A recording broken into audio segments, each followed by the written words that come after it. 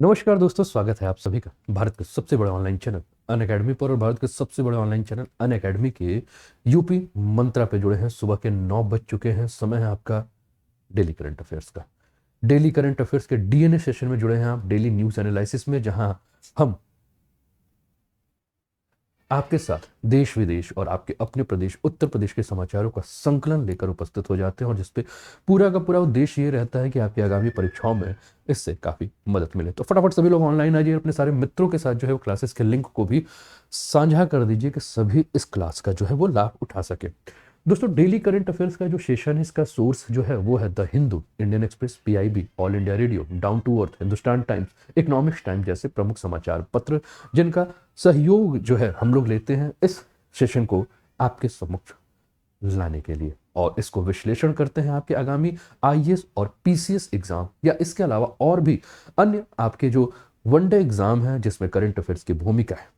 चलिए फटाफट सभी लोग ज्वाइन हो जाइए। पहली बार अगर चैनल पे हैं तो चैनल को सब्सक्राइब करके बेल आइकन दबा दीजिए कि आने वाले हर क्लासेस के नोटिफिकेशंस आपको टाइम पर मिलते रहे, और करंट अफेयर्स के बारे में अपने आप को अपडेट करने के लिए रोज सुबह 9 बजे मेरे साथ जुड़ जाया कीजिए। ठीक है दोस्तों, इस समय आप जुड़े हैं अनअकैडमी, जो कि इंडिया का लार्जेस्ट लर्निंग प्लेटफॉर्म है फॉर यूपीपीएससी और यूपी ट्रिपल एस सी के कैटेगरी पे आप हैं। और अगर आप प्लस सब्सक्रिप्शन लेते हैं दोस्तों, तो आप अनलिमिटेड लाइव और रिकॉर्डेड कोर्सेज इंडिया के बेस्ट एजुकेटर के साथ देख सकते हैं। तो अभी तक अगर आप लोगों ने अनअकैडमी का लर्निंग ऐप सब्सक्राइब नहीं किया, तो अनूप 10 कोड के माध्यम से अनअकैडमी का लर्निंग ऐप जो है वो सब्सक्राइब कर लीजिए।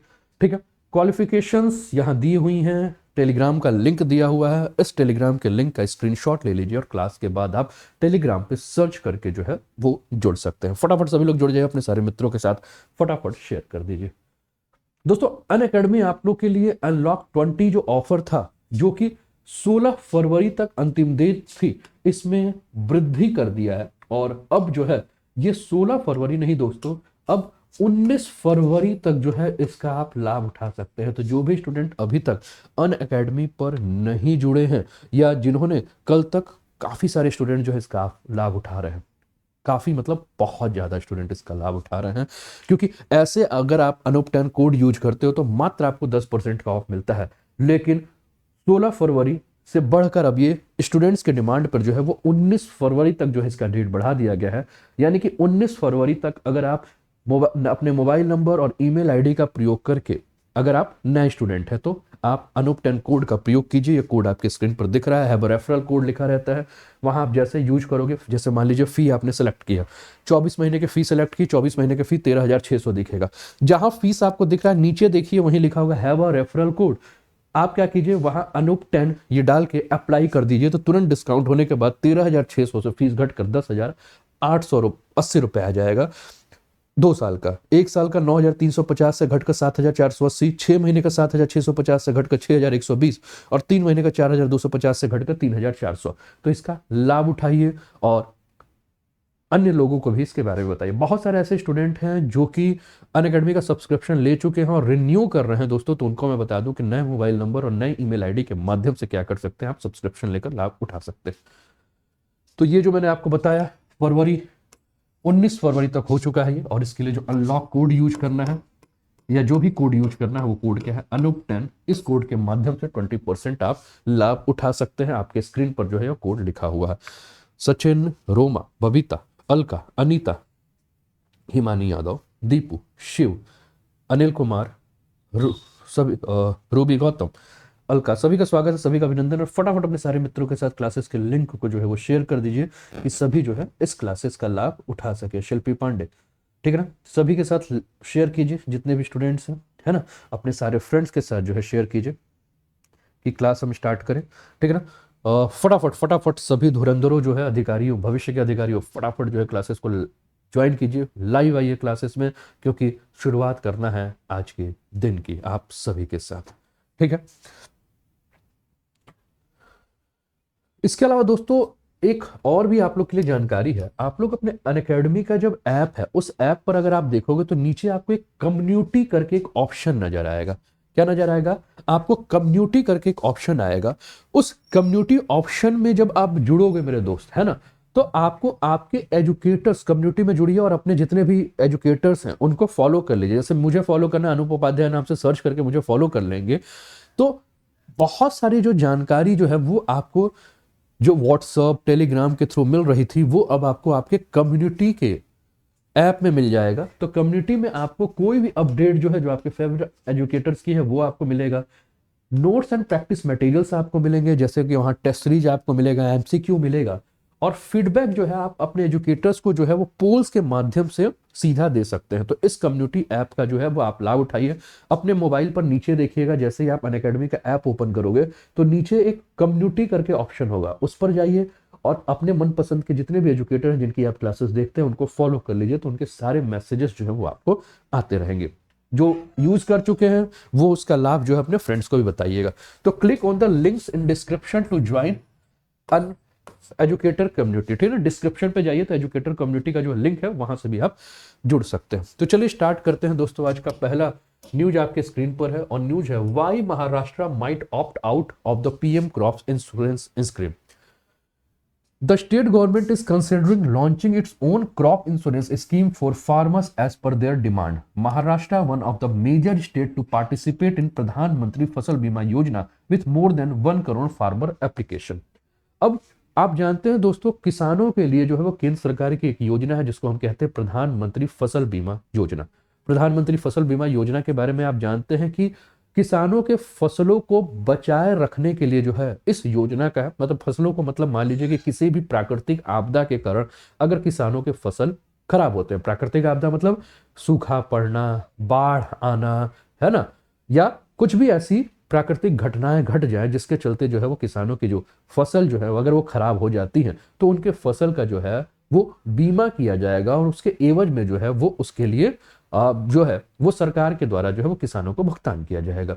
ठीक है दोस्तों, हम जानते हैं दोस्तों कि हमारा जो देश है वो क्या है, कृषि प्रधान देश है। और कृषि प्रधान देशों में अगर हम बात करें तो हमारा मैक्सिमम अभी भी, अगर हम ग्रामीण क्षेत्र की अगर लोगों को देखें तो आज भी जो ग्रामीण क्षेत्र की मैक्सिमम जो आबादी है वो कृषि के क्षेत्र से जो है वो जुड़ी है। अब मैक्सिमम आबादी जो कृषि के क्षेत्र से जुड़ी है उसका रोजगार या जीविकोपार्जन का साधन भी क्या है, कृषि है। लेकिन कृषि के बारे में हम जानते हैं कि भारत की जो कृषि है वो क्या है, मॉनसून आधारित कृषि है। यानी कि मॉनसून ये निर्धारित करेगा कि किसान इस बार फायदे में है कि किसान इस बार घाटे में है।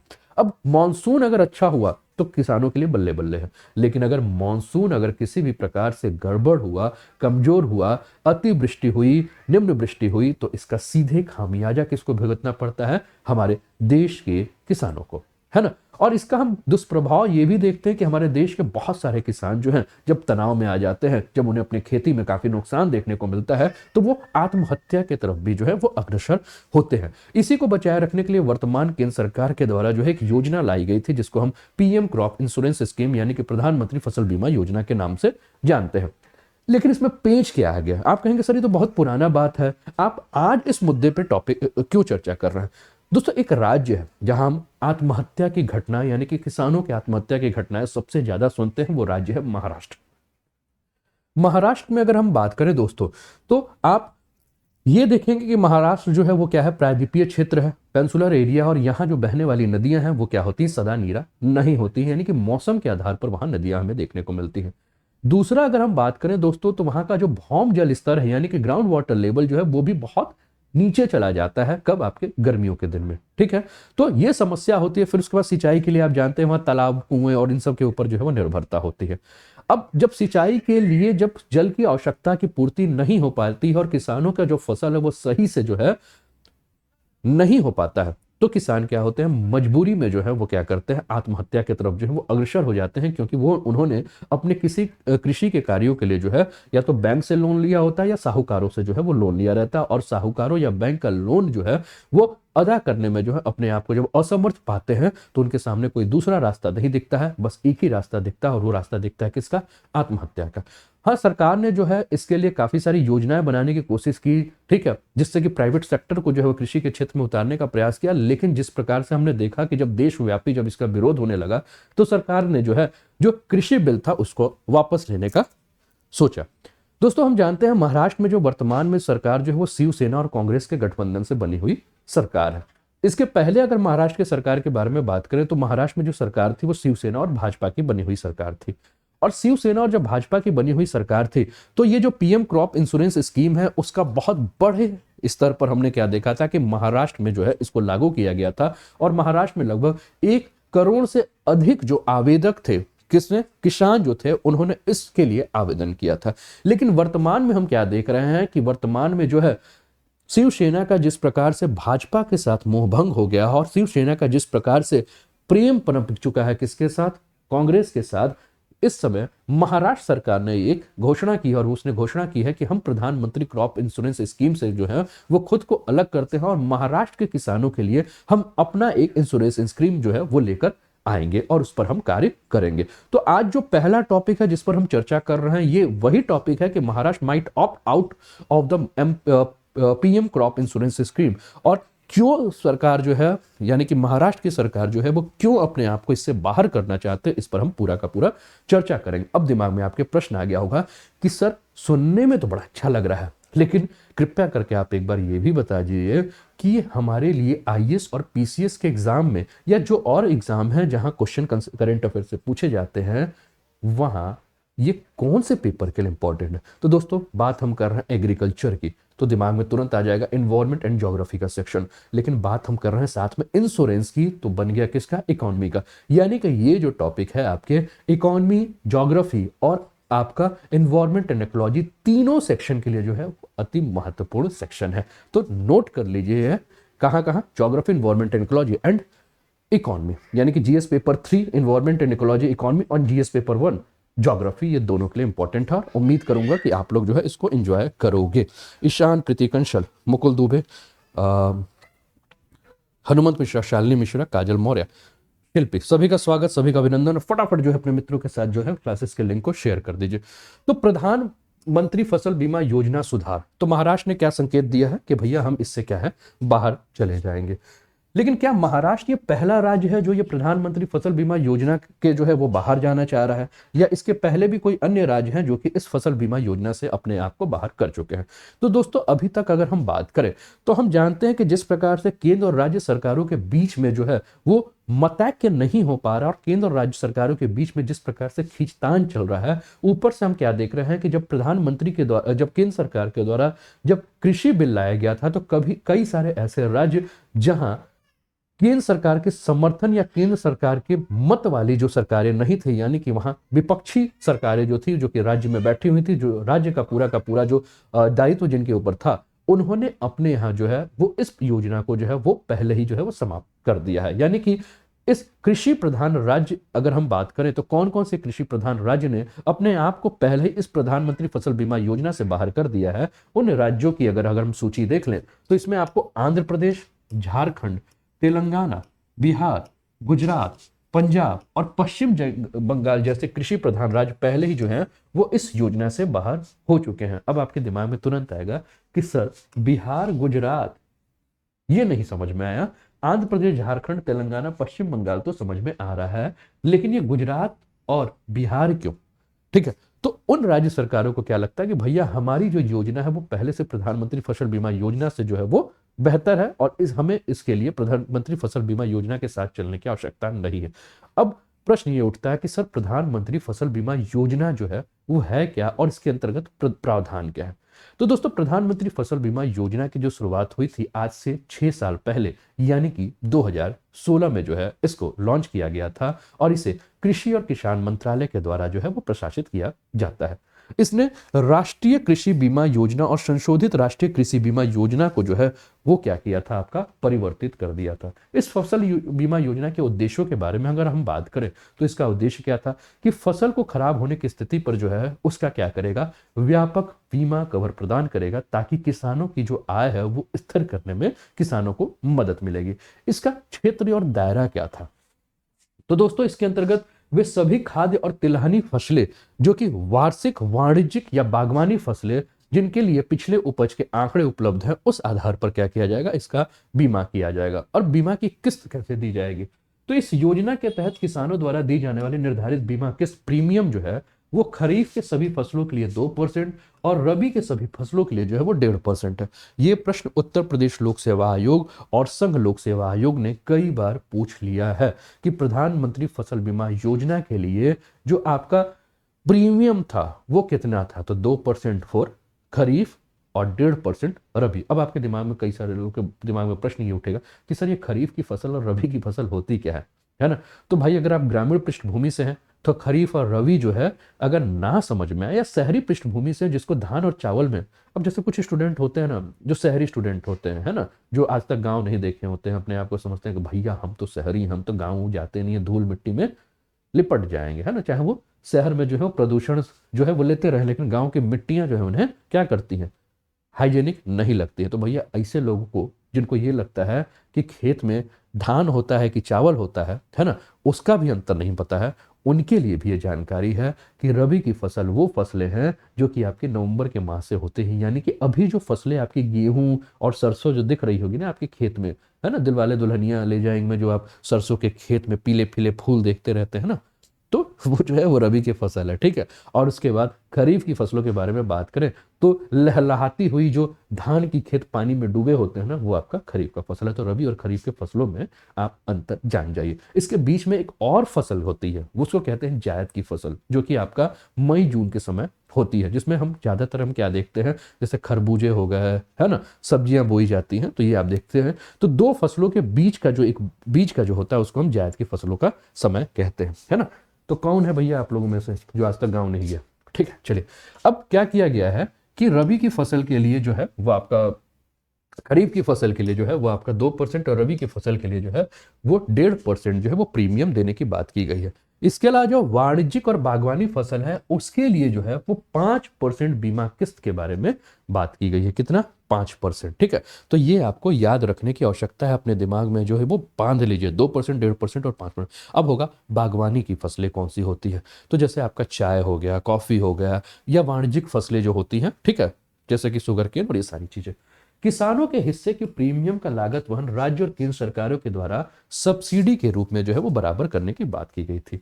लेकिन अगर हम यही बात करें पूर्वोत्तर के क्षेत्र में, तो पूर्वोत्तर के क्षेत्रों में जो है ये सरकार ने क्या योजना बनाई थी कि जो बीमा किस्त होगी उसकी सब्सिडी जो है वो केंद्र सरकार जो है 90% और राज्य सरकार जो है वो 10% करेंगी। लेकिन बाकी सारे राज्यों में 50-50% के पास क्या था, दोनों सब्सिडी जो है वो क्या कर रही थी, साझा कर रही थी। इसका कार्यान्वयन कैसे होता है, तो इसका कार्यान्वयन दोस्तों पैनल में शामिल सामान्य बीमा कंपनियों के द्वारा किया जाता है, और कार्यान्वयन एजेंसी का चयन जो है वो संबंधित राज्य सरकारें जो है वो क्या करती हैं, बोली के माध्यम से लेती हैं। अब जो संशोधित प्रधानमंत्री फसल बीमा योजना जो आया था उसके बारे में अगर हम बात करें दोस्तों, तो ये जो संशोधित प्रधानमंत्री फसल बीमा योजना है, जिसको कि प्रधानमंत्री फसल बीमा योजना 2.0 के नाम से बोला जाता है या कहा जाता है, इसमें क्या क्या विशेषता है इसके बारे में अगर हम बात करें तो ये पूर्ण रूप से क्या है, स्वैच्छिक है। यानी कि आपके ऊपर निर्भर करता है कि आप अपने फसलों का बीमा करा रहे हैं कि नहीं करा रहे हैं। वर्ष 2020 के खरीफ सीजन के लिए सभी किसानों के लिए क्या था, वैकल्पिक था, और इससे पहले अधिसूचित फसलों के लिए फसल ऋण किसान क्रेडिट खाते का लाभ उठाने वाले ऋणी किसानों के लिए यह योजना जो थी वो क्या थी, अनिवार्य थी। केंद्रीय सब्सिडी की जो सीमा है वो सीमा कितनी होगी, तो कैबिनेट ने इस योजना के तहत जो प्रीमियम के दर थे उसे असिंचित क्षेत्रों के और फसलों के लिए जो है वो 30% और सिंचित क्षेत्र के फसलों के लिए जो है वो 25% तक सीमित करने का निर्णय किया था। और इस प्रीमियम के आधार पर अगर हम बात करें तो केंद्र सरकार जो है वो 50% सब्सिडी का जो है वो वहन कर रही थी। अब राज्यों के लिए अगर हम बात करें तो ये योजना जो है वो अधिक क्या था, आपका नम्य बना हुआ था। तो सरकार ने राज्यों और केंद्र शासित प्रदेशों को जो है वो प्रधानमंत्री फसल बीमा योजना को लागू करने की छूट दी है, और उन्हें किसी भी संख्या में अतिरिक्त जोखिम कवर सुविधाओं का चयन करने का भी क्या किया गया है, विकल्प दिया गया है। अब इस गतिविधियों में निवेश कैसे करना है, तो बीमा कंपनियों को सूचना, शिक्षा और संचार गतिविधियों पर एकत्रित कुल प्रीमियम का जो है वो 0.5% खर्च करना होता है। यानी कि ये कंपनियां क्या करेंगी कि इसके बारे में लोगों को जानकारी देना, ठीक है, इस बीमा के बारे में लोगों को शिक्षित करना, जागरूक करना, इन सब पे जो है ये कंपनियां अपना टोटल जो प्रीमियम है उसका 0.5% जो है वो खर्च करेगी, ऐसा इसमें कहा गया है, ठीक है। अब प्रधानमंत्री फसल बीमा योजना से संबंधित जो और मुद्दे हैं, ठीक है ना, अब उस मुद्दे में कहाँ विवाद हो रहा है, क्या समस्या है, तो राज्यों के लिए अगर हम बात करें दोस्तों, क्योंकि हमने कहा कि इस सब्सिडी में 50% केंद्र की जिम्मेदारी, 50% राज्य की जिम्मेदारी हो, ठीक है। अब इस पे अगर हम बात करें तो सबसे बड़ी समस्या किसकी है? वित्त की समस्या है, सबसे बड़ी पैसा की समस्या है। ये पैसा कहां से आएगा? तो राज्य सरकारों की वित्तीय बाधाएं और सामान्य मौसम के दौरान कम दावा अनुपात जो है इन राज्यों के द्वारा जो है योजना को लागू ना करने का प्रमुख कारण है। राज्य ऐसी स्थिति से निपटने में असमर्थ है जहां बीमा कंपनियां किसानों को राज्यों और केंद्र से एकत्र किए गए प्रीमियम दर से कम मुआवजा देती है। राज्य सरकारें समय समय पर धनराशि जारी करने के लिए विफल रही हैं, जिसके कारण बीमा क्षतिपूर्ति जारी करने में देरी हुई है, ठीक है ना। अब राज्य जो है वो उसके पास पैसा ही नहीं है, दे ही नहीं पा रहा है, तो दिक्कत क्या हो जा रहा है? दिक्कत ये हो जा रहा है कि मान लीजिए किसी का फसल नुकसान हुआ है, अब उसको क्या चाहिए? उसके एवज में वो क्या कहेगा? भैया मेरा फसल नुकसान हुआ है, मेरा फसल जो है वो बीमा है, ठीक है, इसका इंश्योरेंस है, तो पैसा दो। तो समय पे जो है वो बीमा कंपनियां जो है वो पैसा देने में जो है वो असमर्थ जो है हो जा रही हैं। इससे किसान समुदाय को समय पर वित्तीय सहायता प्रदान करने की जो योजना थी, उसका जो मूल उद्देश्य था, वही मूल उद्देश्य क्या हो गया? विफल हो गया है। और इससे समस्या क्या आ रही है कि सब यही कह रहे हैं भैया कि केंद्र सरकार का जो ये प्रधानमंत्री फसल बीमा योजना है वो तो धरातल पर सही से काम कर नहीं रहा है। और दिक्कत क्या है कि राज्य जो है वो क्या कर रहा है? वित्तीय सहयोग ना करने कारण जो है ये केंद्र सरकार की जो योजना है ये क्या हो गई है? खटाई में पड़ने लगी है। दावा निपटान संबंधी मुद्दे क्या है? तो कई किसान मुआवजे के स्तर से निपटान में देरी होने से क्या है? असंतुष्ट हैं। और ऐसे में जो बीमा कंपनियों की जो भूमिका है और उसकी शक्ति जो है वो काफी ज्यादा महत्वपूर्ण हो जाती है, क्योंकि कई मामलों में हमने क्या देखा है कि स्थानीय आपदा के कारण, है ना, अब मान लीजिए कि स्थानीय क्षेत्र में कुछ इस प्रकार की आपदा आ जाए, ठीक है ना, तो इस आपदा के कारण जो है स्थानीय आपदा, तो क्या है कि बीमा कंपनियों से जब किसान पहुंचते हैं कि भैया देखिए हमारा ये आपदा आया और इस आपदा के चलते हमारा फसल नुकसान है, तो बीमा कंपनियां जो है वो क्या करती हैं कि उसकी जांच करने में जो है वो या तो देरी करती हैं, ये जांच करने के लिए जो उसके पास कोई साधन उपलब्ध नहीं है, जिस कारण से जो है वो समय पर दावों का भुगतान नहीं किया जाता है, या किसानों को जो है उस बीमा का जो है वो भुगतान नहीं मिल पाता है, ठीक है। अब इसके इम्प्लीमेंटेशन से संबंधित बातें करें तो बीमा कंपनियों द्वारा उन समूहों के लिए बोली लगाने में कोई दिलचस्पी नहीं दिखाई गई जो है फसल के नुकसान को जो है प्रभावित हो सकते हैं। बीमा कंपनियां अपने प्रकृति के अनुसार यह भी कोशिश कर रही है कि जब भी फसल कम खराब हो तो मुनाफा जो है वो काफी ज्यादा से ज्यादा कमाया जाए। पहचान संबंधी मुद्दों की समस्या है, तो वर्तमान में प्रधानमंत्री फसल बीमा योजना पे अगर हम बात करें तो जो बड़े और छोटे किसान हैं उसके बीच में अंतर जो है वो कर पाना बहुत ज्यादा जो है वो समस्या की बात है। तो सबसे बड़ी समस्या क्या हो जा रही है कि पहचान समस्या संबंधी जो है वो समस्या हो जा रही है, ठीक है, जिससे कि छोटे किसान जो है वो हम क्या देखते हैं कि सर्वाधिक जो है वो काफी कमजोर वर्ग से है, ठीक है ना। तो ये हमने देखा आपका, ठीक है, प्रधानमंत्री फसल बीमा योजना के बारे में, है ना। ईशान स्वागत, प्रीति कंसल स्वागत, ठीक है। तो ये पहला हम लोगों ने पहली योजना को जो है वो आपके सामने पढ़ा, देखा, और उम्मीद करता हूं तो ये आप लोगों ने समझा होगा। फटाफट अपने सारे मित्रों के साथ शेयर करते रहिए। पहली बार चैनल पे सब्सक्राइब करके बेल आइकन दबा दीजिए। अगला न्यूज है दोस्तों आपका इंडियन एक्सप्रेस से लिया हुआ न्यूज है an expert explains politics and history in Goa. दोस्तों गोवा में चुनाव है, और गोवा में जब चुनाव है तो हमने क्या देखा है, जहां चुनाव होगी वहां इतिहास के पन्नों को पलटा जरूर जाएगा।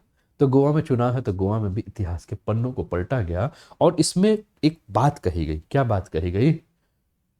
कि वर्तमान में भी जो हो रहा है उसके लिए नेहरू जिम्मेदार है ना। यानी कि कहा गया कि गोवा जो है वो पहले ही आजाद हो सकता था, गोवा जो यूरोपियंस जो थे उनके चुंगल से पहले निकल सकता था, लेकिन उस समय की तत्कालिक केंद्र सरकार की मजबूत इच्छा शक्ति ना होने के कारण जो है वो गोवा क्या है, लंबे समय तक जो है वो यूरोपियों के जो है वो शासन में रहा। पॉलिटिक्स है, बहुत सारी ऐसी बातें उठती हैं जिन बातों का वर्तमान समय से कोई मतलब नहीं होता। तो बातें उठ गई हैं कहाँ? गोवा से। तो बात करते हैं इंडियन एक्सप्रेस के इस एक्सप्लेन्ड कॉलम से, ठीक है ना। The prime minister has wrapped up 6-decade-old debate on decision taken by Jawaharlal Nehru in the final years of Portuguese rule to accuse Congress of apathy towards Goa and Goans. What happened during Goa liberation struggle and what national and global context? प्रधानमंत्री जी चुनाव में, गोवा के चुनाव पे गए थे, अपनी बातें कहने और कहे कि भैया आज से 60 साल पहले तत्कालिक प्रधानमंत्री जवाहरलाल नेहरू के द्वारा जो है कड़े कदम नहीं उठाया गया, जिसके चलते जो है गोवा जो है वो पुर्तगालियों के अधीन जो है वो काफी दिन तक रहा। और ये गोवा के लोगों के लिए और गोवा के लिए जो है वो दुखद बात है। ठीक है ना। सुमन गुड मॉर्निंग।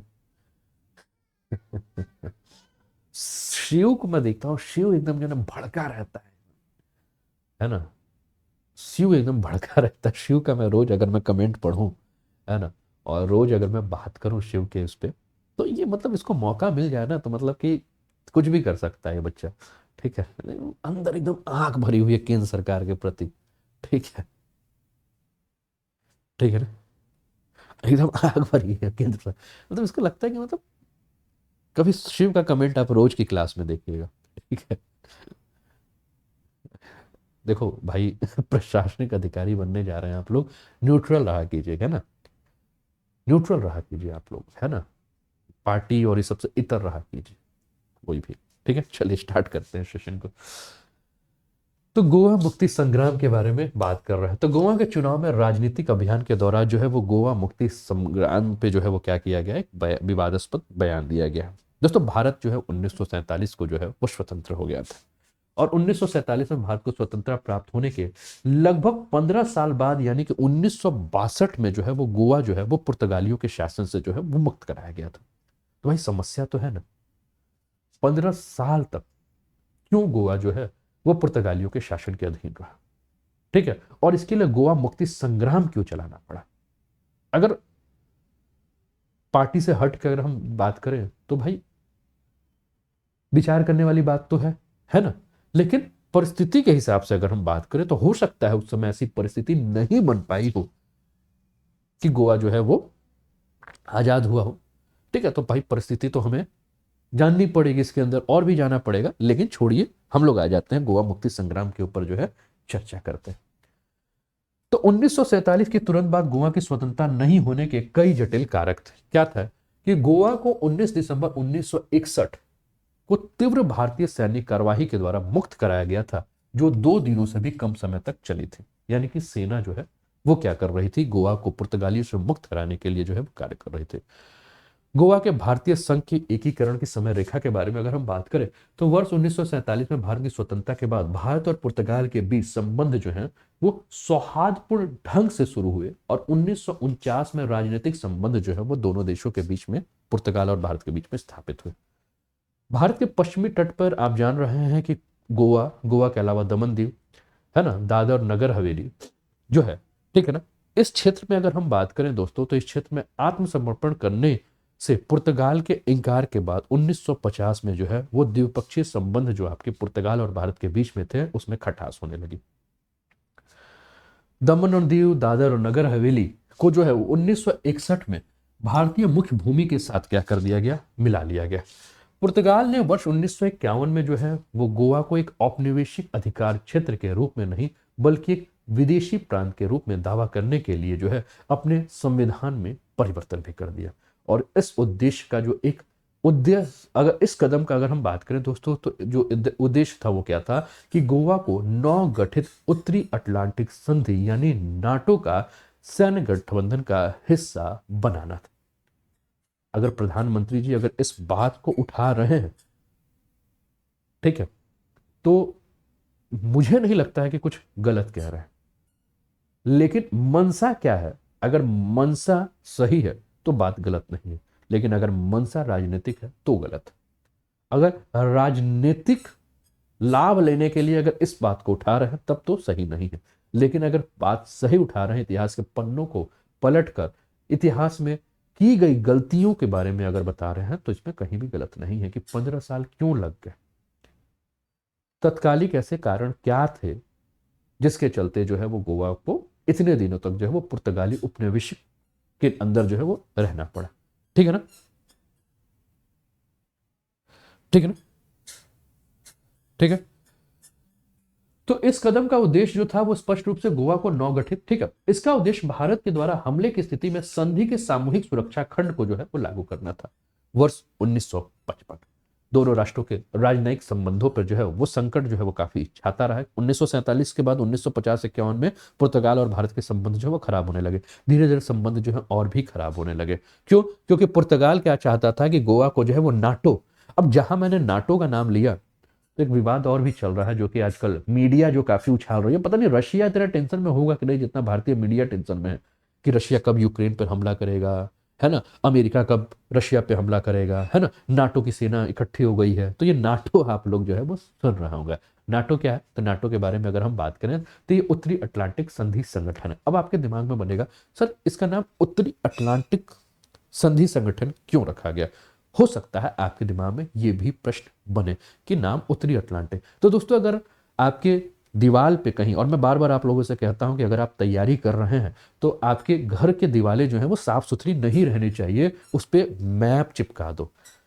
ठीक है, मैप नहीं है, क्लास के बाद मार्केट जाना, 20 रुपया 25 रुपया का मैप मिलता है, उठाइए, वर्ल्ड फिजिकल, वर्ल्ड पॉलिटिकल, और दीवालों को जो है वो चिपका दो। उसके बाद दीवालें भी आपकी बोल उठेंगी, है ना, एक पेंट का ऐड है ना कि दीवालें जो है वो बोल उठेंगी। तो यहां भी आप जब मैप उठाओगे तो दीवालें आपसे बोल उठेंगी। क्या बोल उठेंगी? तुरंत आपका जब प्रश्न होगा कि इसको नाटो क्यों कहा जाता है ना, यानी कि इसको उत्तरी अटलांटिक संधि संगठन क्यों कहा जाता है, तो तुरंत अपने जब मैप पे आप देखोगे तो आपको क्या दिखेगा? नॉर्थ अमेरिका और यूरोप के बीच में एक महासागर है जिसको हम क्या कहते हैं? अटलांटिक महासागर।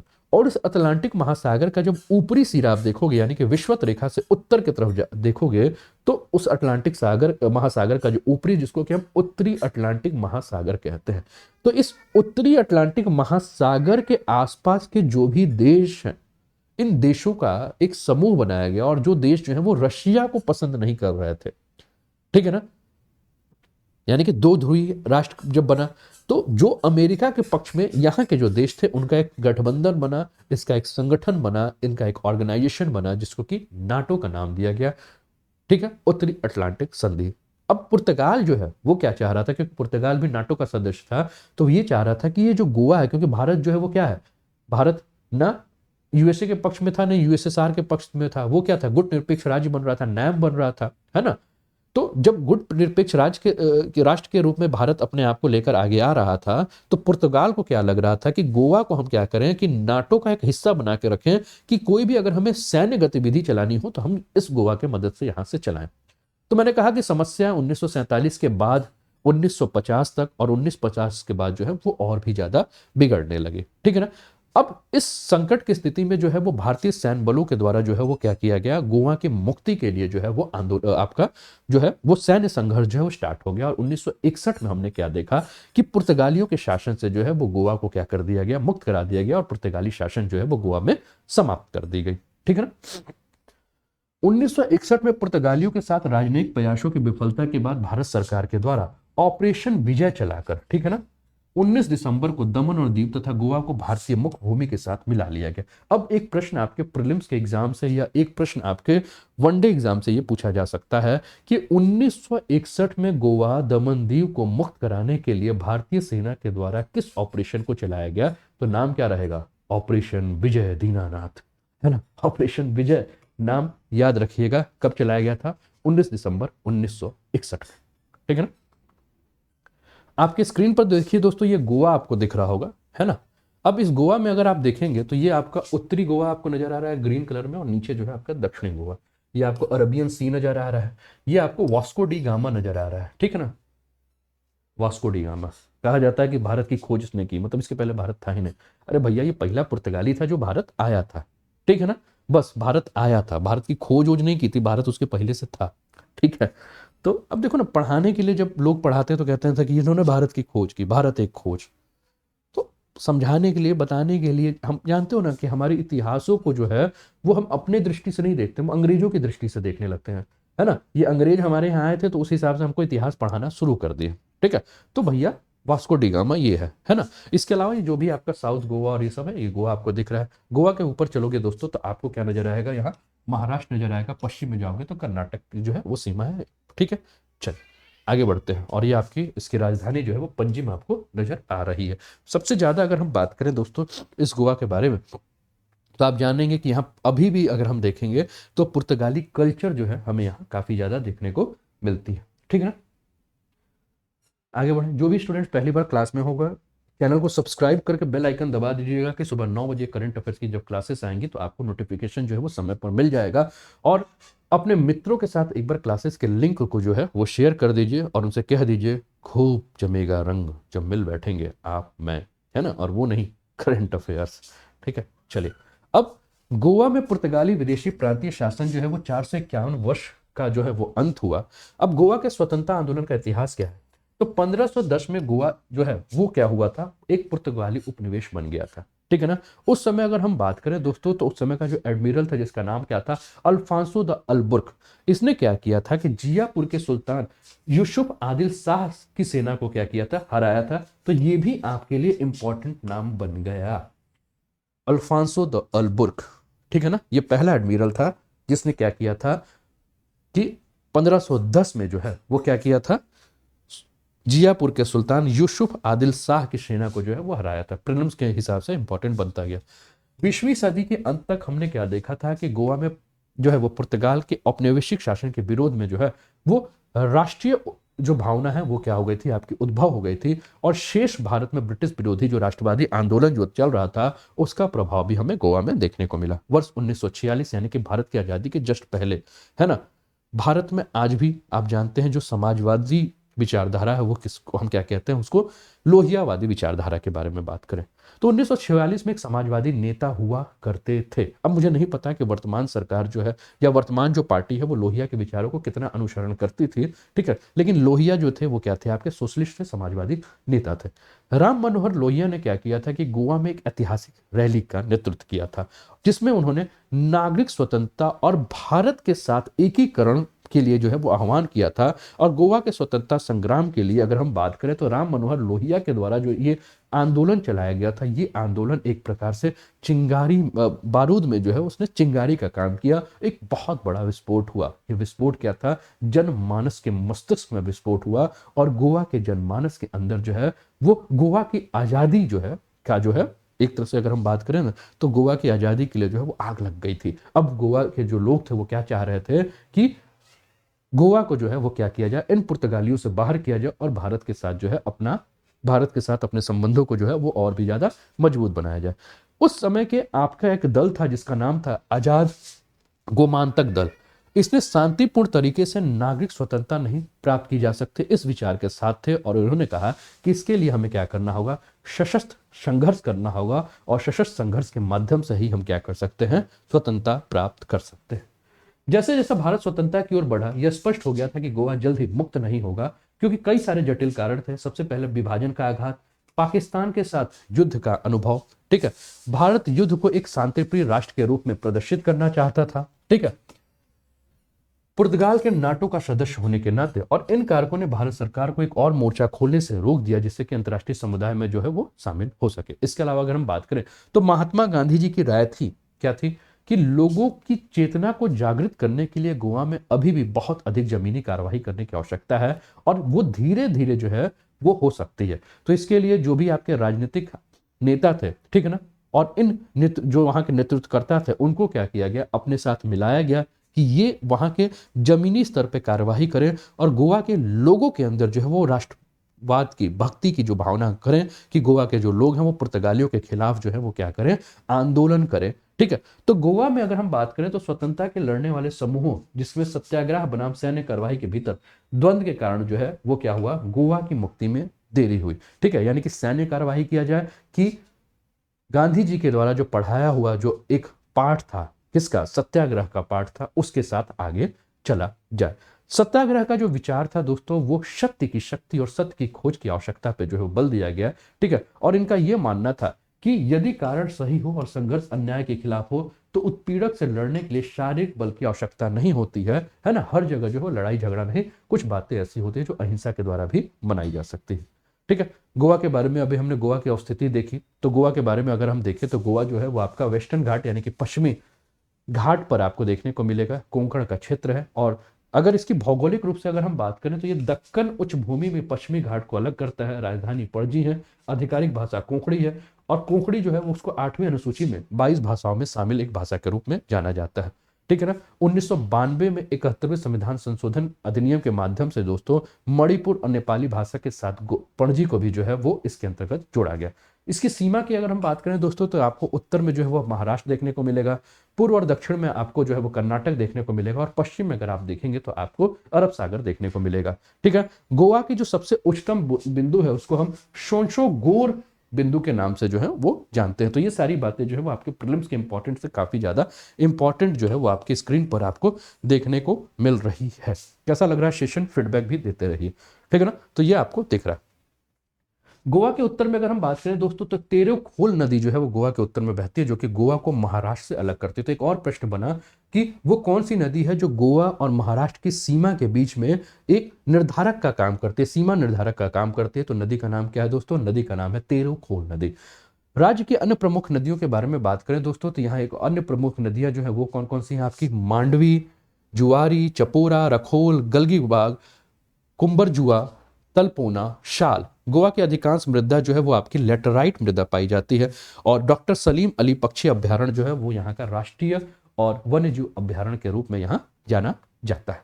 ठीक है। इसके अलावा और अन्य वन्यजीव अभ्यारण्य आपको क्या देखने को मिलेंगे? तो महादेवी वन्यजीव अभ्यारण्य, नेत्रावली वन्यजीव अभ्यारण्य, कोटिगावा वन्यजीव अभ्यारण्य, भगवान महावीर वन्यजीव अभ्यारण्य और मोलेम नेशनल पार्क। ये सब जो है वो आपके गोवा के जो है वो अन्य आपके जीव अभ्यारण्य और नेशनल पार्क जो है वो आपको देखने को मिलेंगे। ठीक है ना। तो प्रीलिम्स के ऋषभ मेंस के कौन से पेपर से लिंक है, ऐसा प्रश्न है ऋषभ का। दोस्तों ये मेंस में आपका आजादी के बाद भारत, इंडिया आफ्टर इंडिपेंडेंस, 1947 के बाद से लेकर वर्तमान तक की हम आजादी के बारे में हम बात करते हैं ना। ठीक है ना। तो इससे संबंधित है, क्योंकि 1947 में भारत आजाद हो गया था, उसके बाद 1947 के बाद ऐसी कौन कौन सी घटनाएं घटी थी उसको आप इसके साथ क्या करेंगे? जोड़ेंगे। तो आजादी के बाद भारत, तो आजादी के बाद भारत की बात में बात करें तो ये आपका जनरल स्टडीज पेपर 1 हिस्ट्री से संबंधित टॉपिक है। दोस्तों इस समय आप जुड़े हैं अनअकैडमी, जो कि इंडिया का लार्जेस्ट लर्निंग प्लेटफॉर्म है। अगर आपके मोबाइल में अभी तक अनअकैडमी का लर्निंग ऐप नहीं है तो फटाफट अपने मोबाइल पर जो है अनअकैडमी का लर्निंग ऐप डाउनलोड कर लीजिए। इसके लिए करना क्या है, डिस्क्रिप्शन में नीचे देखिएगा एजुकेटर प्रोफाइल लिंक दिया होगा, आप क्लिक कर लीजिए एजुकेटर प्रोफाइल लिंक पर, आप डायरेक्ट मेरे प्रोफाइल पर आ जाएंगे। मेरे प्रोफाइल पर आकर मुझे फॉलो कर लीजिए। जो भी पेड और फ्री क्लासेस है उसका आपको समय पर लाभ मिलेगा। पेड क्लासेस के लिए दोस्तों आपको अनअकैडमी का सब्सक्रिप्शन लेना पड़ेगा, और अनअकैडमी ने जो है वो अभी तक अपने सब्सक्रिप्शन पे जो है वो 20% ऑफ जो है वो कर रखा है। 16 तारीख तक ये ऑफर था, जिसको बढ़ाकर 19 तारीख तक ये ऑफर कर दिया गया है, और बहुत सारे स्टूडेंट जो है इसका लाभ उठा रहे हैं। अगर आपने अभी तक इसका लाभ नहीं उठाया तो देर किस बात की, फटाफट अनअकैडमी का लर्निंग ऐप डाउनलोड कर लीजिए। और अनअकैडमी के लर्निंग ऐप डाउनलोड करने के बाद मैनेज या चूज गोल में जो भी आपका गोल हो, यूपीएससी हो, यूपीपीएससी हो, या जो भी एग्जाम हो, जो भी आपका सेलेक्ट है उसको चूज कीजिए। फीस स्ट्रक्चर पे जाइए, 24 महीने, 12 महीने, 6 महीने, 3 महीने, 1 महीने, और उस हिसाब से आप आपकी जो भी तैयारी का जो भी है, जो भी आपका एग्जाम है, उस हिसाब से आप मैनेज गोल पर जाइए, उस फीस पर जाइए। फीस के नीचे आपको हैव अ रेफरल कोड लिखा होगा। रेफरल कोड आप ANUP10 का प्रयोग करके आप सब्सक्रिप्शन ले सकते हैं। अगर आप अपने कोर्स को रिन्यू कर रहे हैं तो नए मोबाइल नंबर और नए ईमेल आईडी का ही प्रयोग कीजिएगा। ठीक है। अनअकैडमी के एडवांटेज के बारे में हम बात करें दोस्तों तो एनी टाइम एनीवेयर लाइव और रिकॉर्डेड सेशन कर सकते हैं। अपॉर्चुनिटी, इंडिया के बेस्ट एजुकेटेड इन्फ्लुएंसर से क्लास करने की, मल्टीपल कॉरेस्पॉन्डेंस कोर्सेज का लाभ हो सकता है, workshop, study session, master class, unlimited quizzes, study material PDF format में, multiple live doubt clearing sessions का लाभ उठा सकते हैं। ठीक है। तो दोस्तों समय हो चुका है आपके आज के मोटिवेशनल पोयम का, तो फटाफट हम लोग जुड़ जाते हैं आज के मोटिवेशनल।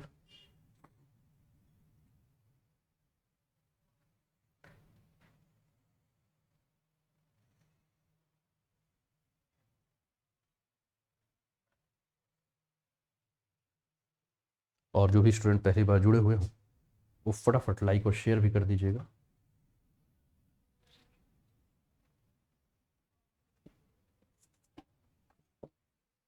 और मैं उम्मीद करता हूं कि आपको ये मोटिवेशनल पोयम जो है वो, या मोटिवेशन जो भी हम बात करते हैं, वो आपको कहीं ना कहीं लाभप्रद हो।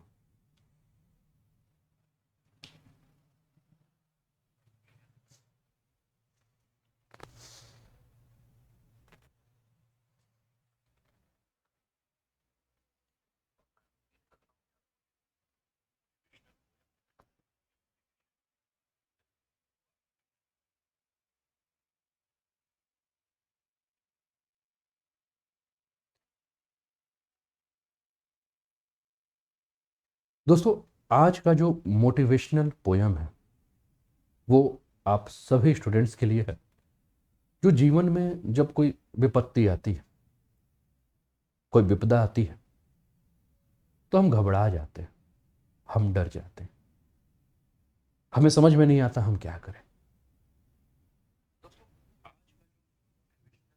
तो आज का ये जो पोयम है ये मेरे मित्र श्रीकांत तिवारी, जो कि इस समय बनारस में रहते हैं और इन्होंने पंजाब नेशनल बैंक में ये मैनेजर के पोस्ट पे हैं, इन्होंने कविता लिखी थी और ये कविता मुझे काफ़ी पसंद आई। मैंने सोचा आपके साथ साझा कर दूं।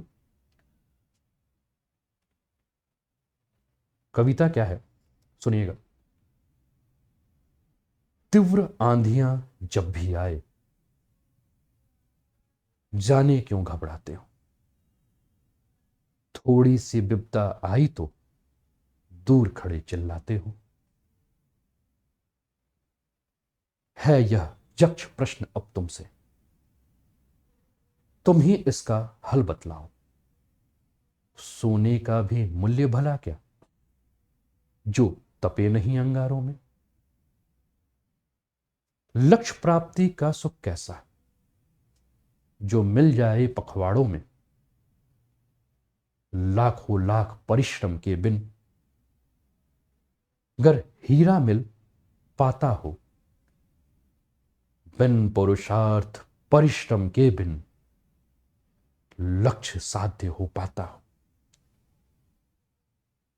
तेज धूप से डरकर कोई मंजिल तक पहुंचा है क्या।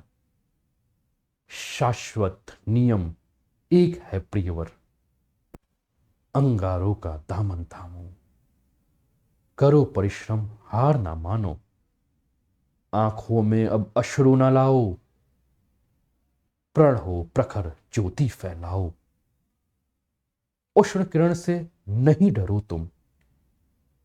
निर्भय होकर राह चलो तुम।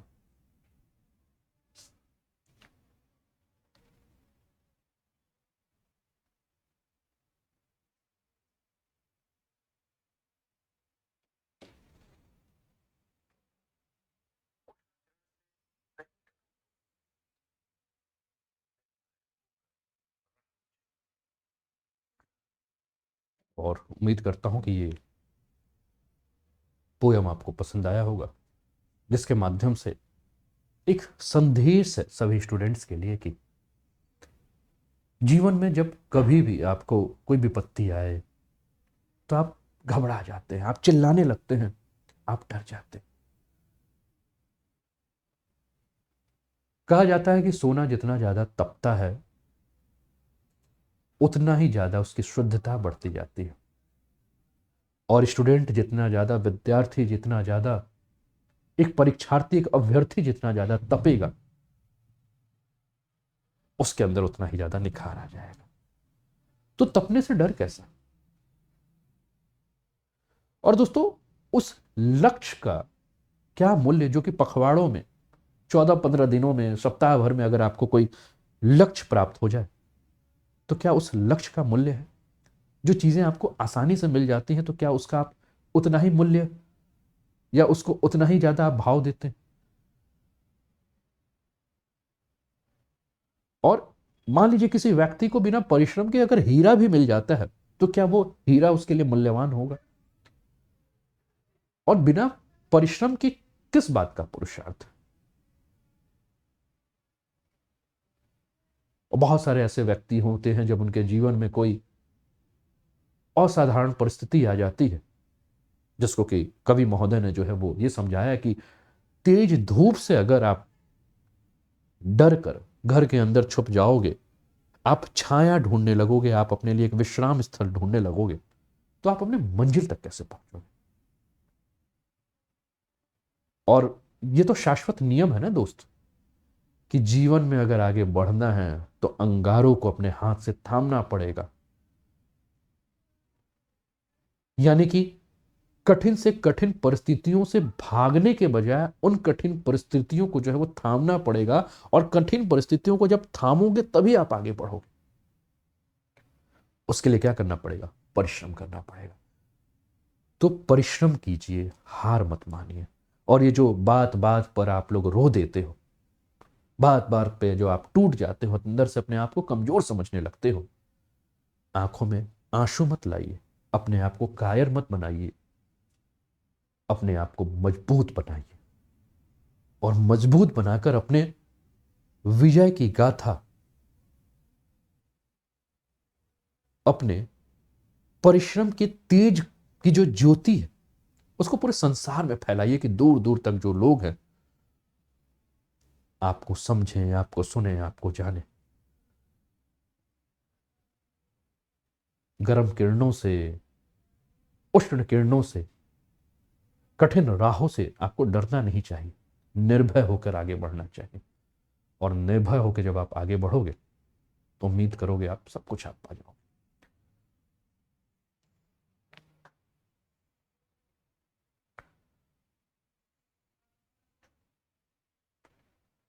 है ना? तो ये पोयम था आप लोगों के लिए। चलिए आगे बढ़ते हैं, आगे के टॉपिक पर और इस पर चर्चा करते हैं।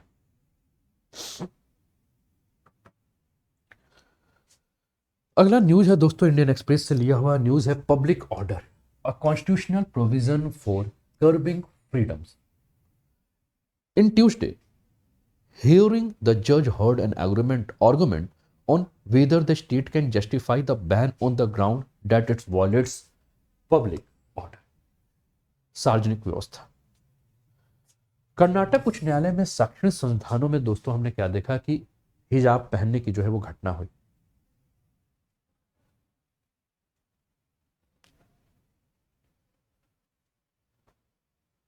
और जो हिजाब पहनने के लिए जो घटना हुई,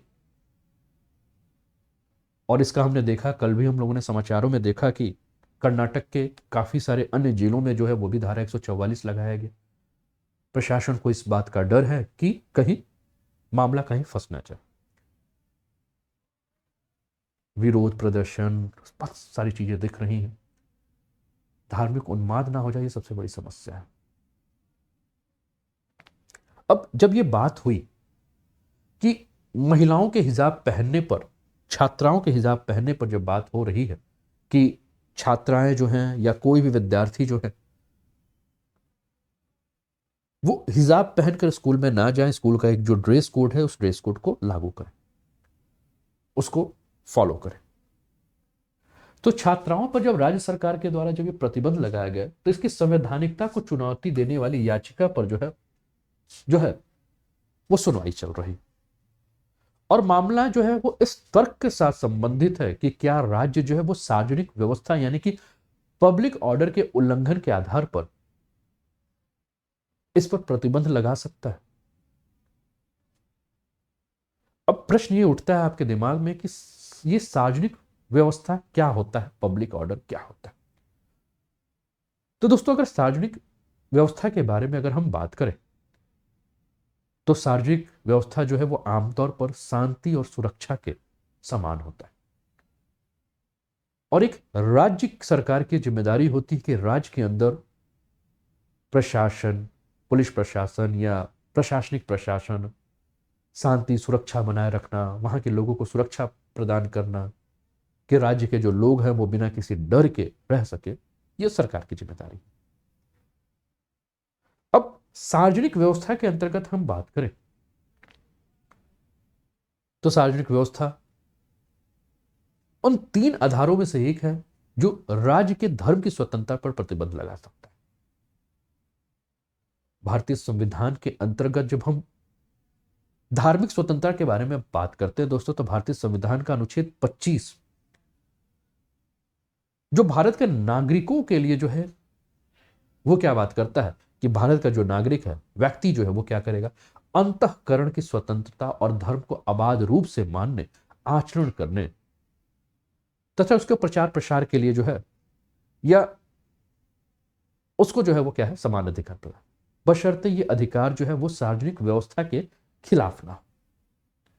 यानी कि सार्वजनिक व्यवस्था यानी कि सुरक्षा और शांति को जो है वो किसी तरह से जो है वो खतरा ना हो। अब सार्वजनिक व्यवस्था में अगर हम बात करें दोस्तों तो अभिव्यक्ति की स्वतंत्रता या जो अन्य मौलिक अधिकार है वो भी इसके अंतर्गत जो है उसको प्रतिबंध करने के अंतर्गत जो है वो शामिल है। भारतीय संविधान की जो 7वीं अनुसूची है दोस्तों, उस 7वीं अनुसूची के बारे में बात करें तो 7वीं अनुसूची जो है वो राज्य सूची के अंतर्गत है। और इस 7वीं अनुसूची के अनुसार अगर हम बात करें तो सार्वजनिक व्यवस्था के पहलुओं को जो है वो कानूनी शक्ति की बनाने की जो जिम्मेदारी होती है वो राज्यों के ऊपर होती है। न्यायालय ने जो है वो सार्वजनिक व्यवस्था के बारे में जब व्याख्या की तो न्यायालय ने क्या कहा कि सार्वजनिक व्यवस्था को प्रभावित करने वाले कारक प्रासंगिक हैं और इनका निर्धारण राज्य के द्वारा किया जाता है। लेकिन न्यायालय ने यह भी कहा कि कुछ ऐसे साधनों के रूप में जो व्यापक स्तर पर किसी समुदाय को प्रभावित करते हैं, ना कि कुछ व्यक्तियों को। ठीक है। एक मामला है दोस्तों 1965 का मामला है, राम मनोहर लोहिया और बिहार राज्य का। जब यह मामला 1965 में राम मनोहर लोहिया और बिहार राज्य के बीच में सुप्रीम कोर्ट में पहुंचा और सुप्रीम कोर्ट ने जब अपना फैसला दिया तो सुप्रीम कोर्ट ने अपने इस फैसले में इस बात को कहा कि सार्वजनिक व्यवस्था के मामले में कोई भी विशेष कार्यवाही जब की जाती है तो किसी समुदाय या जनता को व्यापक रूप से हम क्या देखते हैं कि इससे प्रभावित होना पड़ता है। जैसे कि अभी हिजाब के मामले में हम देख रहे हैं, तो हिजाब के मामले में हम क्या देख रहे हैं कि एक धर्म जो है जिसमें यह कहा गया है कि हिजाब पहन के बच्चियां जो है वो स्कूल कॉलेज या जो भी शैक्षणिक संस्थान में है वहां ना जाए, तो इससे हम क्या देख रहे हैं, एक विशेष धर्म जो है, एक विशेष समुदाय जो है वो क्या हो रहा है, प्रभावित हो रहा है। कानून का उल्लंघन हमेशा आदेश को प्रभावित करता है, लेकिन इससे पहले कि इसे सार्वजनिक व्यवस्था को प्रभावित करने वाला कहा जाए, बड़े पैमाने पर समुदाय या जनता जो है इससे प्रभावित होनी चाहिए। अब प्रश्न ये उठ रहा है कि जो हिजाब पहनने से बात की जा रही है, जो रोक लगाई जा रही है, प्रश्न ये उठता है कि क्या हिजाब पहनने से सार्वजनिक व्यवस्था का कोई उल्लंघन हो रहा है या नहीं हो रहा है? क्या हिजाब पहनने से कोई समुदाय या कोई धर्म प्रभावित हो रहा है, पहनने या ना पहनने से? इस पर ध्यान देना। यानी कि कितना बड़ा समाज जो है, कितना बड़ा समुदाय जो है वो प्रभावित इससे हो रहा है। या सार्वजनिक व्यवस्था का प्रतिनिधित्व, इस बात पे भी हम बात करेंगे कि राज्य की सुरक्षा जो है इससे कितनी ज्यादा प्रभावित।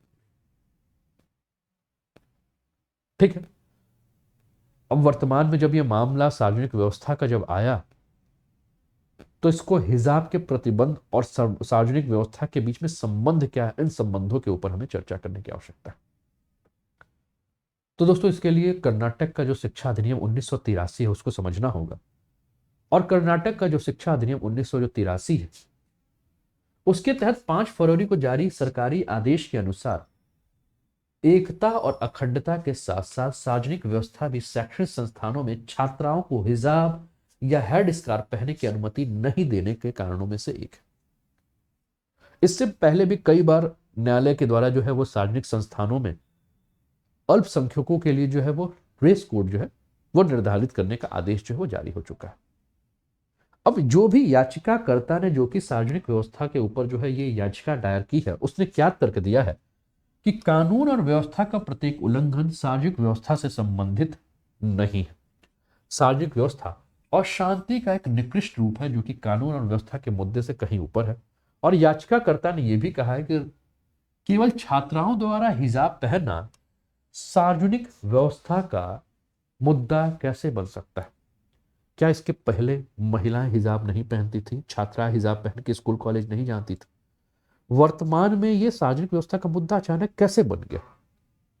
प्रश्न तो उठता है ना, उठता है कि नहीं उठता? प्रश्न उठ रहा है। अब कर्नाटक सरकार ने इस पे अपना क्या रुख जाहिर किया? तो कर्नाटक सरकार के जो महाधिवक्ता है इन्होंने कहा है कि सरकारी आदेश में सार्वजनिक व्यवस्था का कोई उल्लेख नहीं किया गया है और याचिकाकर्ता के द्वारा जो आदेश है उसको पढ़ने की आवश्यकता है। ठीक है ना, हो सकता है कि याचिकाकर्ता उस आदेश को जो है वो समझ नहीं पा रहे हो। क्यों? कारण क्या है कि क्योंकि जो ये आदेश जो दिया गया था वो कन्नड़ भाषा में दिया गया था और हो सकता है कि कन्नड़ भाषा में जब ये आदेश दिया गया था तो जो याचिकाकर्ता हैं वो भाषा को ना समझ पाने के कारण वो इसे सार्वजनिक व्यवस्था के रूप में जान रहे हैं, ठीक है ना। तो उन्हें कन्नड़ भाषा की जो है वो समझ नहीं है। हम यहाँ का सार्वजनिक व्यवस्था के बारे में हम बात नहीं कर रहे हैं, हम यहाँ सार्वजनिक सुव्यवस्था के बारे में बात कर रहे हैं। शब्दों का खेल समझिए। कर्नाटक के महाधिवक्ता ने कहा हम सार्वजनिक व्यवस्था के बारे में बात नहीं कर रहे हैं दोस्त, हम सार्वजनिक सुव्यवस्था के बारे में बात कर रहे हैं। सुव्यवस्था और व्यवस्था दोनों में अंतर है, ऐसा महाधिवक्ता साहब कह रहे हैं कन्नड़ भाषा में जो लिखा है वो सार्वजनिक सुव्यवस्था लिखा है और याचिकाकर्ता उसको सार्वजनिक व्यवस्था समझ लिए। ठीक है, अगला न्यूज है आपके स्क्रीन पर। द प्रिंट से Devika rejuvenation project in Jammu and Kashmir Udhampur to be completed by June, union minister. तो देविका नदी परियोजना जम्मू और कश्मीर की है और केंद्र सरकार के द्वारा सूचित किया गया है कि लगभग 190 करोड़ की जो ये परियोजना है देविका परियोजना, इससे जून 2022 तक जो है वो पूरा कर दिया जाए। अब ये देविका नदी परियोजना है क्या, आइए इसके ऊपर चर्चा करें। तो दोस्तों ये परियोजना का कार्य मार्च 2019 में राष्ट्रीय नदी संरक्षण योजना के तहत शुरू किया गया और परियोजना के तहत देविका नदी के तट पर स्नान घाटों का विकास, अतिक्रमण को हटाना, प्राकृतिक जल निकाय को बहाली करना, शमशान भूमि के साथ जल ग्रहण क्षेत्रों को विकसित करने के लिए किया गया है। इस परियोजना में जो है वो 3 सीवेज उपचार संयंत्र के बारे में बात की गई है जिससे कि नदी जो है वो साफ रह सके, ठीक है ना। परियोजना को पूरा होने पर जो है वो नदियों में प्रदूषण में कमी आएगी और पानी की गुणवत्ता में सुधार होगी। देविका नदी के बारे में हम बात करें, अब हो सकता है कि प्रीलिम्स में अब ये टॉपिक आ चुका है आपके द हिंदू, इंडियन एक्सप्रेस में, बाकी सारे न्यूज़पेपर में, तो हो सकता है कि आपसे पूछ ले कि देविका नदी जो हाल फिलहाल में सुर्खियों में थी, ये नदी किस राज्य में बहती, तो दिमाग में होगा कि जम्मू एंड कश्मीर संघ शासित प्रदेश, यूनियन टेरिटरी हो गया, अब तो राज्य है नहीं, है ना, केंद्र शासित प्रदेश हो गया है। तो देविका नदी जम्मू और कश्मीर के उधमपुर जिले के पहाड़ी शुद्ध महादेव मंदिर से निकलती है और पश्चिमी पंजाब जो कि पाकिस्तान में की ओर बहती है, जहां ये रावी नदी में जाकर मिल जाती है। तो हो सकता है आपसे ये भी पूछे कि देविका नदी किस नदी की सहायक नदी है, किसकी ट्रिब्यूटरीज है, तो रावी नदी की। नदी के धार्मिक महत्व के बारे में अगर हम बात करें तो इसे हिंदुओं द्वारा गंगा नदी के बहन के रूप में मान्यता प्राप्त है। जून 2020 में उधमपुर में देविका पुल का जो है उद्घाटन किया गया था और पुल के निर्माण का जो उद्देश्य था कि यातायात से जो भीड़ है उसको हटाया जाए और वाहन का जो मार्ग सुगम किया जाए। राष्ट्रीय नदी संरक्षण योजना के तहत जो है इसको रखा गया था, जिसको कि नदी प्रदूषण को रोकने में मदद किया जाएगा, ठीक है ना दोस्तों। ये कुछ आप लोग के लिए प्रोग्राम है, स्कॉलरशिप प्रोग्राम, इसका आप लाभ उठा सकते हैं। ये कुछ प्रोग्राम है, इसका आप लाभ उठा सकते हैं। ये कुछ टेस्ट सीरीज, इसका आप लाभ उठा सकते हैं। अगला न्यूज है दोस्तों आपका एबीपी लाइव से लिया हुआ है ना, सोर्स जो है वो एबीपी लाइव है। न्यूज है international epilepsy day 2022 history theme significance. The International Epilepsy Day, observed annually on the second Monday in the February, have to raise epilepsy awareness. Epilepsy क्या होता है? दूसरी एक बीमारी होती है जिसको कि हम मिर्गी की बीमारी के नाम से जानते हैं।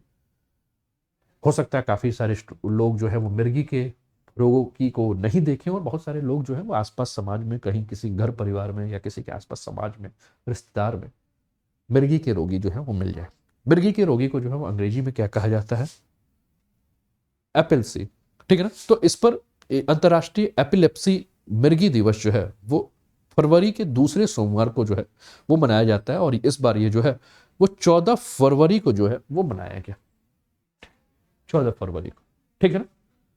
अब ये दिवस जो है वो आम लोगों को इस बीमारी के बारे में शिक्षित करना, इसके लक्षणों के बारे में, इसके उपचार के बारे में अधिक से अधिक जानकारी और जागरूक पैदा करने के लिए जो है वो मनाया जाता है, ठीक है ना। और ये जो दिन है दोस्तों, ये इंटरनेशनल ब्यूरो फॉर एपिलेप्सी और इंटरनेशनल लीग असेसमेंट एपिलेप्सी के संयुक्त पहल से शुरुआत है और इसकी शुरुआत 2015 में हुई थी। एपिलेप्सी यानी कि मिर्गी है क्या? तो दोस्तों मिर्गी जो है वो आपका नर्वस सिस्टम यानी कि तंत्र संबंधी जो है विकार है, जिसमें कि मस्तिष्क की जो गतिविधियां हो जाती हैं वो क्या हो जाती हैं? असामान्य हो जाती हैं। और जब ये गतिविधियां असामान्य हो जाती हैं तो जो रोगी है उसको क्या होता है? दौरे पड़ने लगते हैं, ठीक है ना। और कभी कभी जो है इसमें रोगी को क्या है कि जान भी जा सकती है। मिर्गी को दो से अधिक अकारण दौड़ पड़ने के रूप में जो है वो परिभाषित किया गया। मिर्गी के बारे में कहा जाता है दोस्तों कि मिर्गी जो है वो दुनिया की सबसे पुरानी मान्यता प्राप्त स्थितियों में से एक है, जिसके लिखित रिकॉर्ड 4000 ईसा पूर्व है। दुनिया भर में लगभग 50 मिलियन लोग जो हैं इस मिर्गी से जो है ग्रसित है, और विश्व स्तर पर सबसे आम न्यूरोलॉजिकल रोगों में से मिर्गी रोग है। भारत में अगर हम बात करें तो 60 लाख लोगों से 60 लाख से अधिक जो है मिर्गी रोगी जो है वो मौजूद है। कोई भी व्यक्ति जो है वो मिर्गी रोग से जो है वो ग्रसित हो सकता है। बच्चा भी हो सकता है, बड़े भी हो सकते हैं, यानी कि नर्वस सिस्टम, दिमाग के नर्वस सिस्टम अगर ठीक से काम नहीं कर रहे हैं तो हो सकता है कि वो मिर्गी हो जाए। अब प्रश्न ये उठता है कि क्या मिर्गी का कोई इलाज है? दोस्तों, मिर्गी का कोई इलाज नहीं है, ठीक है ना। बस दवाओं के माध्यम से इसको रोकने का प्रयास किया जाता है, नियंत्रित करने का प्रयास किया जाता है। लेकिन अगर किसी व्यक्ति को मिर्गी है तो वो लाइलाज बीमारी है, इसका आज तक कोई भी दवाई नहीं बन चुका है, इसका कोई भी निदान नहीं हुआ। वर्ष 2019 में विश्व स्वास्थ्य संगठन यानी कि डब्ल्यूएचओ के द्वारा मिर्गी एक सार्वजनिक स्वास्थ्य अनिवार्यता रिपोर्ट जो है इस पे जारी की गई थी, और ये मिर्गी पर पहली वैश्विक रिपोर्ट है जिसमें मिर्गी के बोझ तथा वैश्विक, क्षेत्रीय और राष्ट्रीय स्तर पर आवश्यक सार्वजनिक स्वास्थ्य प्रतिक्रिया पर उपलब्ध साक्ष्य के सारांश प्रस्तुत किया गया था। WHO mental health gap action programme का उद्देश्य विशेष रूप से निम्न और मध्यम आय वाले देशों के लिए मानसिक न्यूरोलॉजिकल मादक द्रव्यों के सेवन विकारों की आवश्यकता सेवाओं को आपूर्ति बढ़ाना है, ठीक है। दोस्तों, कुछ बैच कोर्सेस आप लोगों के लिए इसका आप लाभ उठा सकते हैं, ये कुछ बैच कोर्सेस से इसका लाभ उठा सकते हैं, ये कुछ बैच कोर्सेस से इसका लाभ उठा सकते हैं, ये कुछ बैच कोर्सेस से इसका लाभ उठा सकते हैं। ये जितने भी बैच हैं, अगर आप अनअकैडमी पे यूपीपीएससी और यूपी ट्रिपल एससी का सब्सक्रिप्शन लेते हैं तो आपको UPPSC upper, lower PCS, RO, UPSI, UP triple SC PET, Lekhpal बी और ऑप्शनल कोर्स का लाभ मिलेगा। इसके लिए जो कोड यूज करना है वो कोड क्या है? अनूप 10 का कोड यूज करके आप सब्सक्रिप्शन लेकर लाभ उठा सकते हैं। फी स्ट्रक्चर आपको दिख रहा है 24 महीने, 12 महीने, 6 महीने, 3 महीने और 1 महीने का। लेकिन जैसे ही आप देखिए यहाँ 24 महीने की फी आपको 13,600 दिख रही है, 12 महीने की 9,350 दिख रही है, 6 महीने की 7,650 दिख रही है, 3 महीने की 4,250 और 1 महीने की 1,700। लेकिन जैसे ही आप ANUP10 कोड यूज करोगे, कब तक? 19 फरवरी तक, रात 12 बजे तक, 12 मिडनाइट, तो आपको यहाँ क्या दिख रहा है? 10% ऑफ जो दिख रहा है, ये 10% नहीं, ये आपको 20% जो है वो ऑफ मिलेगा। 10% ऑफ होने के बाद आपको 13,620 जो है फीस घट के 12,240, लेकिन अभी 20% में 10,880 रुपया फीस हो जाएगा, ठीक है ना? ठीक है ना? इसके अलावा सुपर कॉम्बो सब्सक्रिप्शन ऑफर है, घर बैठे बैठे यूपी बिहार के टॉप एजुकेटर के साथ आप तैयारी कर सकते हो। 6 महीने की फीस 7,960 और 12 महीने की 10,620 है। लेकिन यहाँ भी अगर आप कोड यूज करोगे अनूप 10, तो यहाँ भी आपको फीस पे जो है वो 20% का जो है वो ऑफ मिल जाएगा। तो जो स्टूडेंट यूपी बिहार की कॉम्बो तैयारी कर सकते हैं, करना चाहते हैं, वो कर सकते हैं। बक्स बाउंटी, अगर आपको लगता है कि आपके किसी भी एजुकेटर की क्लास में कुछ भी इनअप्रोप्रिएट कंटेंट बताया जा रहा है या कुछ ऐसी बातें की जा रही हैं जिससे कि आपकी धार्मिक, लैंगिक, जातीय, क्षेत्रीय, भाषाई भावनाएं आहत हो रही हैं, तो आप क्या कर सकते हैं? उस टीचर के खिलाफ आप कंप्लेन कर सकते हैं। डिस्क्रिप्शन बॉक्स में आपको उसके बारे में जानकारी दी गई है, ठीक है। और अगर आपका कंप्लेन सही हो तो अनअकैडमी आपको अवार्ड भी देगा और उस टीचर के खिलाफ जो है वो कार्रवाई भी कर सकता है।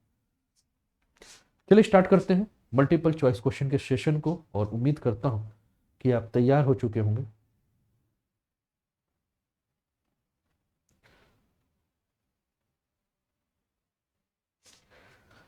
पहला प्रश्न आपकी स्क्रीन पर है। किस सिंगर कंपोजर का हाल ही में 69 साल की उम्र में मुंबई के एक अस्पताल में निधन हो गया? बप्पी लहरी, विशाल मिश्रा, राहुल सिप्लीगंज, अनूप जलोटा।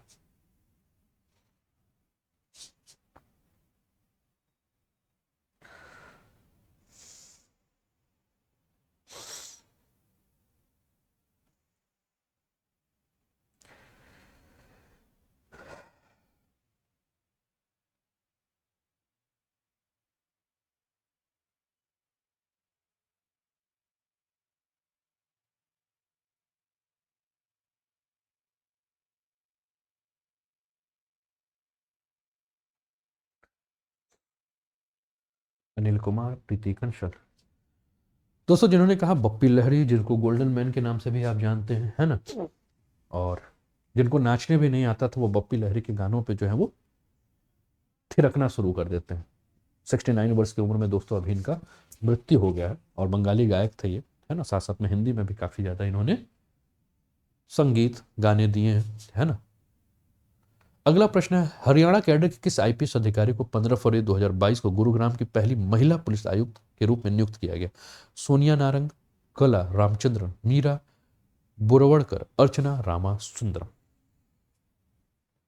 डिस्को किंग, बिल्कुल शिव।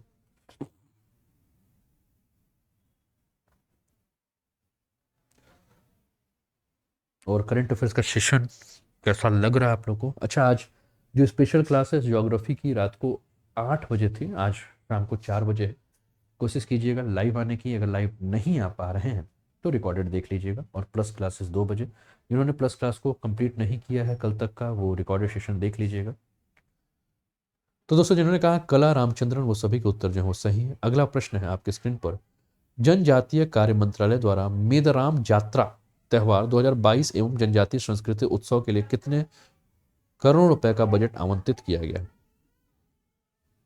1.26, 3.26, 2.26 या 4.26 करोड़ रुपए?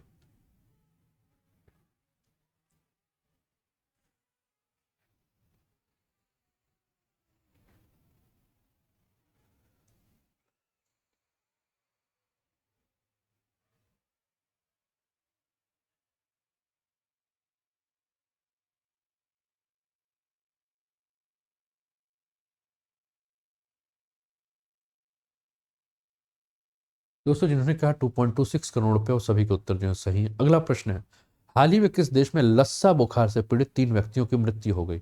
ब्रिटेन, चीन, नेपाल या जापान?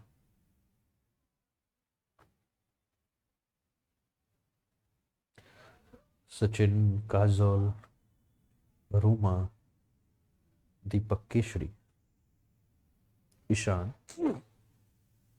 और जो भी स्टूडेंट पहली बार चैनल पे है, चैनल को सब्सक्राइब करके बेल आइकन दबा दीजिए। ये क्लासेस सुबह 9 बजे से लेकर 10:30 बजे तक, लगभग 1 घंटा 20 मिनट से लेकर 1.5 घंटे तक ये क्लासेस चलती है। कभी कभी पौने 2 घंटे भी हो जाती है, मतलब 9 बजे से स्टार्ट। तो ज्वाइन कर लिया कीजिए रोज़ सुबह 9 बजे, और सेशन को एंजॉय कीजिए। चैनल अपने सारे मित्रों के साथ भी क्लासेस के लिंक को शेयर भी करते रहिए कि वो भी इसका लाभ उठा सकें।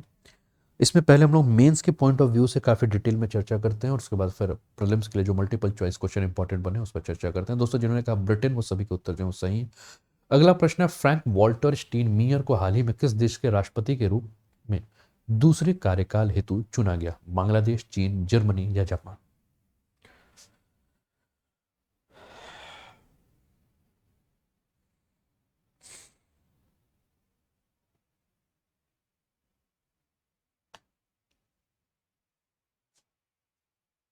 दीपक पूछ रहे हैं सर आप कहाँ हैं, दिखाई नहीं दे रहा। भैया मैं यहीं हूँ, साइड हो जाता हूँ। ये क्वेश्चन आप लोग को सही सही से देखे, मैं यहीं हूँ। दीपक दोस्त घबराओ मत, यहीं है भाई। तो दोस्तों जिन्होंने कहा जर्मनी, वो सभी के उत्तर जो हैं वो सही हैं, और फ्रैंक वॉल्टर स्टीनमेयर को हाल ही में जर्मनी के राष्ट्रपति के रूप में कार्यकाल के लिए चुना गया था। अगला प्रश्न है, हाल ही में भारत और किस देश ने घोषणा की कि वे मार्च 2022 में एक अंतरिम व्यापार समझौता और उसके 12 से 18 महीने के पश्चात एक व्यापक आर्थिक सहयोग समझौता करने हेतु तैयार है? Bhutan, Iran, America, Australia?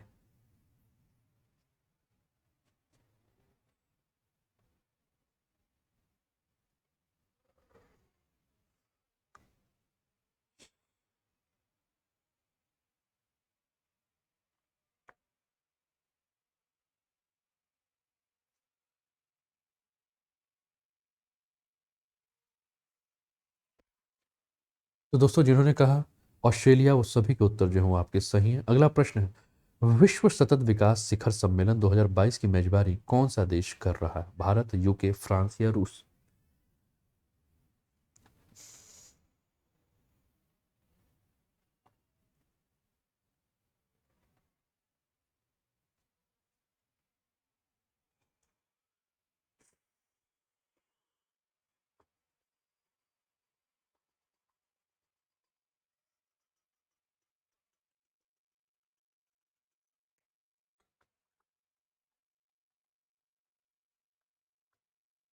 दोस्तों जिन्होंने कहा भारत, वो सभी के उत्तर जो है वो सही है।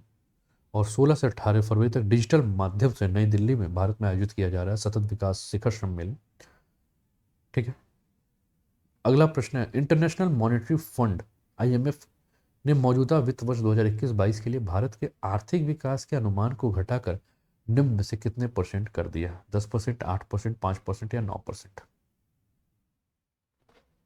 आपको बताना है राइट आंसर क्या है। और आज का अंतिम प्रश्न है, कैसा लगा सेशन? अपना फीडबैक जरूर दीजिएगा। जिन्होंने कल की करंट अफेयर्स की क्लासेस नहीं देखी है वो भी देख लीजिएगा। जो स्टूडेंट रिकॉर्डेड देख रहे हैं वो भी अपना फीडबैक जरूर दीजिए, है ना। क्या कोई और भी एक्स्ट्रा अगर आप कुछ चाह रहे हैं इसमें तो उस पर हम काम करेंगे। बस आपकी डिमांड होती रहे, सब कुछ पूरा हो। 9% जो है वो आपका राइट आंसर है। तो दोस्तों ये रहा आज का करंट अफेयर्स का सेशन। उम्मीद करता हूँ कि आपको पसंद आया होगा। अपना फीडबैक अवश्य दें। दोस्तों स्पेशल सेशन रोज आपको, मेरा स्पेशल सेशन जो है वो अनअकैडमी पर आपको देखने को मिलेगा। और स्पेशल सेशन जो कि अनअकैडमी पर फ्री होता है, आज शाम 4 बजे आपको चक्रवात, जो कि ज्योग्राफी का बहुत ही ज़्यादा इंपॉर्टेंट टॉपिक है, साइक्लोन के ऊपर हम लोग चर्चा कर रहे हैं। तो जुड़ जाइएगा शाम 4 बजे।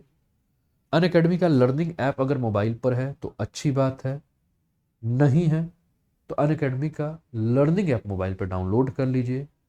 नहीं समझ में आ रहा है कहाँ से डाउनलोड करें, तो नीचे आप देखिए डिस्क्रिप्शन बॉक्स में एजुकेटर प्रोफाइल लिंक दिया होगा, उसको क्लिक कर दीजिए। डायरेक्ट आप प्रोफाइल लिंक पर आ जाएंगे मेरे, वहाँ से आप ऐप डाउनलोड कर लीजिए और मुझे फॉलो कर लीजिए कि सारी क्लासेस का नोटिफिकेशन मिले। जैसे ही आप कोई भी क्लास ओपन करोगे तो आपसे अनलॉक कोड मांगेगा। आप अनलॉक कोड अनूप 10 वहां डालकर अप्लाई कर दीजिए, क्लासेस फ्री आपकी स्टार्ट हो जाएगी। तो इसका आप लोग लाभ उठाया कीजिए, अपने मित्रों को भी बताया कीजिए। ये टेलीग्राम का लिंक है दोस्तों, है ना। तो जो भी स्टूडेंट मेरे साथ टेलीग्राम पे नहीं जुड़े हैं, इसका स्क्रीनशॉट ले लीजिए, है ना। और टेलीग्राम पर आप मेरे साथ जुड़ जाइए कि क्लासेस के PDFs या अन्य जो भी जानकारी है वो आपको समय पर मिल सके। वीडियो को अगर लाइक कर दिया है तो पुनः लाइक ना करें, और नहीं लाइक किया है तो लाइक कर दें, है ना। वीडियो को शेयर कर दीजिए, चैनल को सब्सक्राइब करके बेल आइकन दबा दीजिए कि यहाँ आने वाली हर क्लासेस का नोटिफिकेशन आपको टाइम पर मिले। ठीक है। और आप सभी को बहुत बहुत धन्यवाद कि आपने अपना बहुमूल्य समय दिया। तो मिलते हैं फिर अगली क्लास में। तब तक के लिए यही कहूँगा, स्वस्थ रहिए, मस्त रहिए, तंदुरुस्त रहिए, हंसते खेलते मुस्कुराते हुए जीवन का आनंद लीजिए, सकारात्मक ऊर्जा से परिपूर्ण रहिए, सकारात्मकता को फैलाते रहिए, है ना। सब कुछ कर सकते हैं अगर सकारात्मक सोच के साथ चला जाए। जय हिंद, जय भारत।